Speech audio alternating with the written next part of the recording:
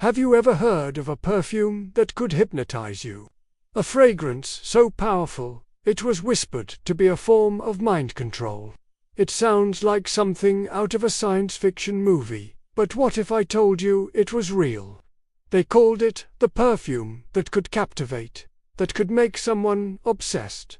And yes, it was banned, and for a very chilling reason. Let's travel back to the 1980s, a time of bold fashion, big hair, and even bigger secrets. Behind the closed doors of clandestine laboratories, a revolutionary formula was being developed. This wasn't your everyday floral or woody scent. It was something else entirely. Scientists were experimenting with a blend of pheromones, psychoactive botanicals, and newly synthesized aroma chemicals, aiming to create a fragrance that did more than just smell good. They wanted to create a scent that could directly influence the human brain. The project was top secret, funded by a consortium of powerful entities with vested interests from military agencies to global corporations. Their goal was to unlock the power of scent as a tool. A tool for what, you ask? Well, that's where the story gets dark.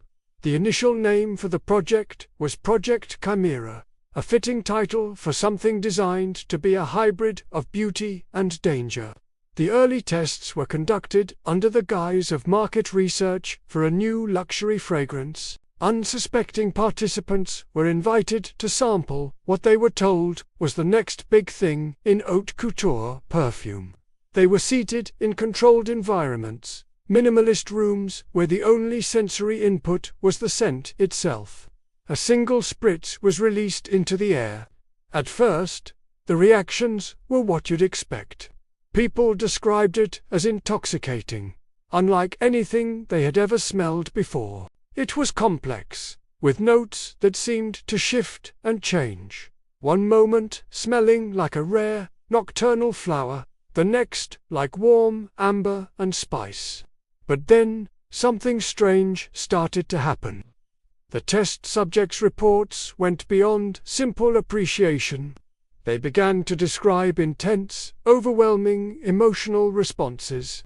Some felt a sudden, inexplicable wave of euphoria, a feeling of pure, unadulterated happiness. Others reported a deep sense of calm and security, as if all their worries had simply melted away. But the most alarming reports were those of irrational attachment and obsession. People became fixated on the source of the scent. They described an intense desire to be near it, to possess it. One subject wrote in their feedback form, "I feel like I would do anything for another smell. It's more than a perfume.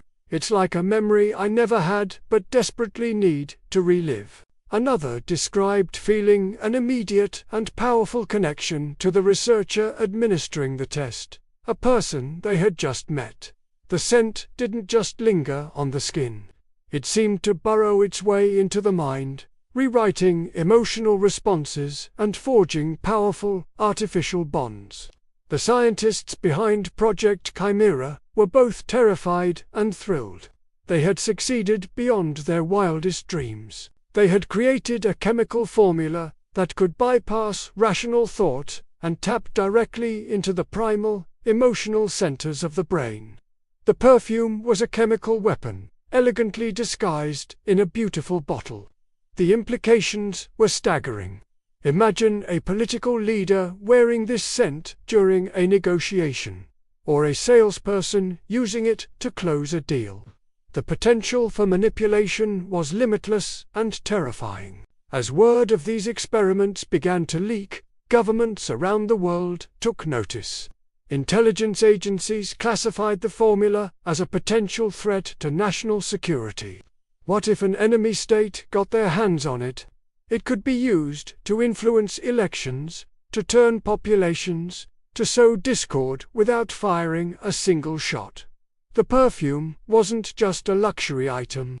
It was a non-lethal weapon of mass influence. Simultaneously, the commercial world was buzzing with rumors of this miracle scent. Major perfume houses and luxury brands were desperate to acquire the formula. They saw its marketing potential. A perfume that could literally make people fall in love with the person wearing it. A fragrance that could create instant brand loyalty. It was the holy grail of advertising. The bidding wars behind the scenes were said to be astronomical. But the risks were just too high. The ethical dilemma was immense. Could a company knowingly sell a product designed to override free will? The initial test subjects, even after the experiments ended, reported lingering effects. Some experienced periods of unexplainable sadness when they were no longer exposed to the scent, almost like withdrawal. Others found themselves obsessively trying to find a similar fragrance, a futile chase for that initial high. The psychological fallout was becoming clear. The line between enhancing one's allure and outright psychological control had been crossed. It was a line that society wasn't ready for. Faced with immense pressure from governments and a growing fear of public backlash if the truth ever came out, a decision was made. The project was shut down. The formula was classified, locked away in a vault, and its very existence was officially denied. All research was stamped top secret, and the perfume itself was banned from ever being produced or sold to the public. It became a legend. A ghost story whispered among perfumers and chemists, the tale of the fragrance that was too dangerous for the world. So, what was the dark truth revealed by this forbidden perfume? It's that fragrance isn't always as innocent as it seems. We think of perfume as a simple accessory, a way to express our personality or to feel more attractive. But the science of scent is a powerful, and sometimes manipulative, field. Every time you spray a perfume, you are engaging in a form of chemical communication.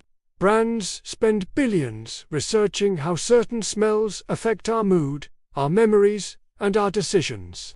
The perfume from the 1980s was an extreme example, a deliberately weaponized scent. But the principles behind it are used in more subtle ways every single day. The inviting smell of a bakery, the calming scent in a spa, the new car smell that makes you feel a sense of pride and ownership.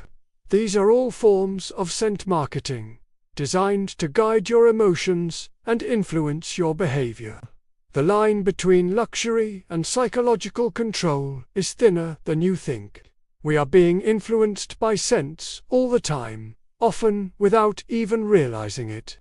The banned perfume was just a glimpse into how powerful that influence can truly be. This story serves as a stark reminder that some of the most powerful forces are the ones we cannot see.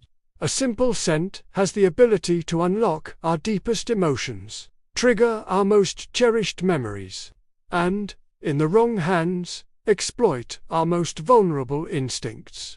It makes you wonder, doesn't it? The next time you pick up a bottle of perfume, you might just ask yourself, who is really in control here? And if you think that's fascinating, what I have for you next will blow your mind. The idea of using scent for manipulation isn't a modern invention. It goes back thousands of years. In the next episode, episode 4, I'm going to expose how ancient kings and queens used perfume to command armies, seduce rivals, and manipulate entire civilizations. You won't believe how scent shaped the course of history. Make sure you don't miss it. Thanks for watching.